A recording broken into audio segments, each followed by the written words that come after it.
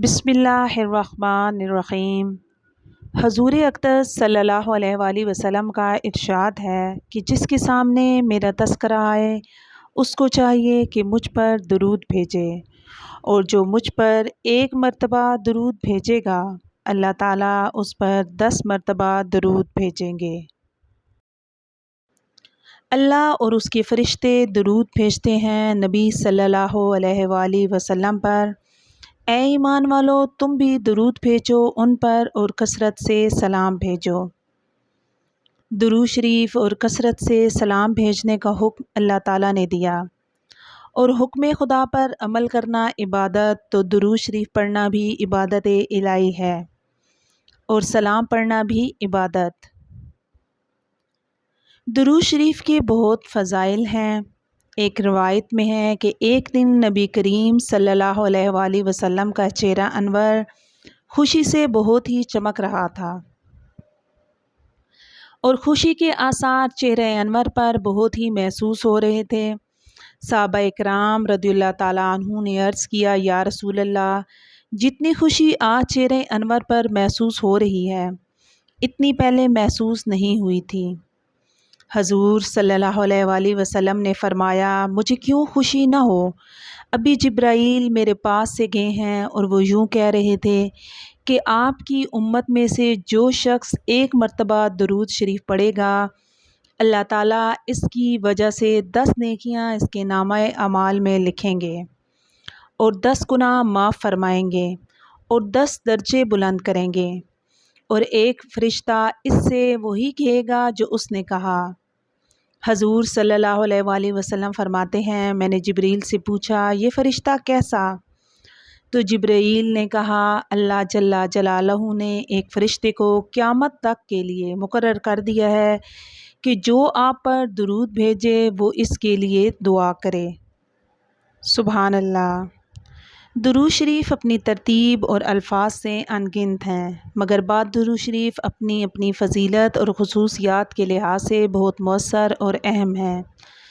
چند درود شریف ایسے بھی ہیں جنہیں بہت شہرت حاصل ہے، اور جن کا پڑھنا دینوی اور دنیاوی حاجات اور آخرت کی بھلائی کے لیے بہت ہی نفع بخش ہے۔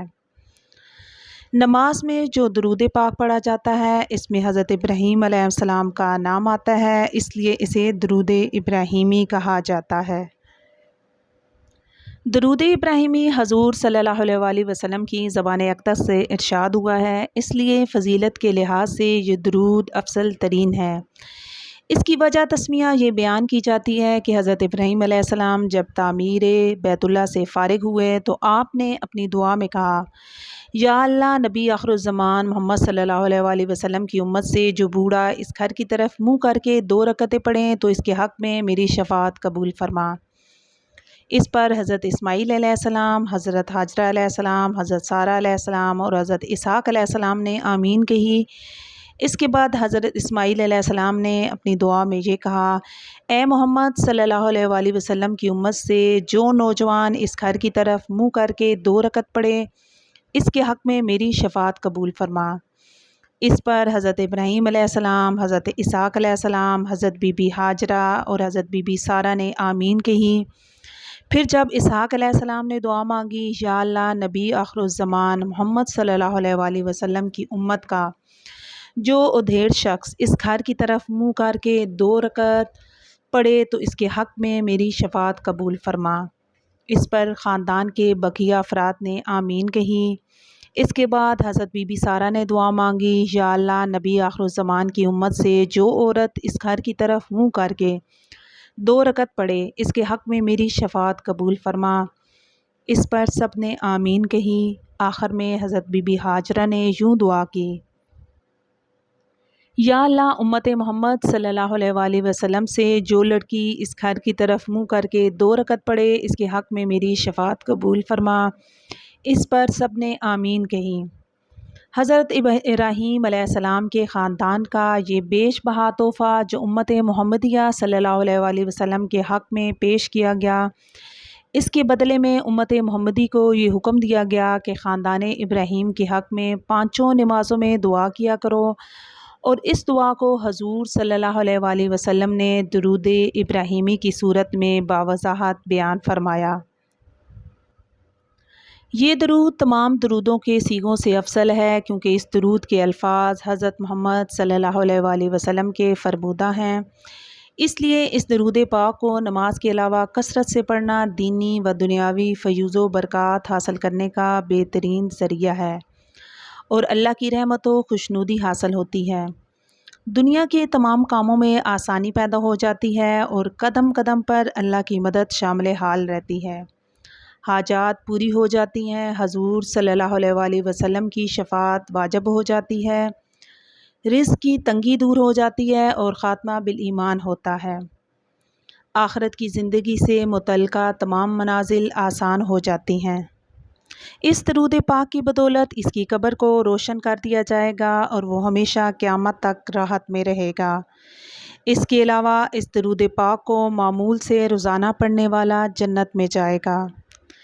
اس درود پاک کی سند بخاری شریف میں یہ روایت ہے کہ حضرت عبد الرحمن بن ابی لیلہ رضی اللہ تعالیٰ عنہ سے روایت ہے کہ ہم کعبہ بن اجرا سے ملے تو انہوں نے کہا، کیا میں تمہیں حضور صلی اللہ علیہ وآلہ وسلم کی حدیث سناؤں؟ تو ہم نے کہا فرمائیے۔ تو پھر انہوں نے بیان کیا کہ ایک مرتبہ ایسا ہوا کہ ہم نے حضور صلی اللہ علیہ وآلہ وسلم سے التجا کی کہ یا رسول اللہ صلی اللہ علیہ وآلہ وسلم، آپ پر درود تحیت یعنی سلام بھیجنا تو ہم کو معلوم ہو چکا ہے، مگر ہم درود کس طرح بھیجیں؟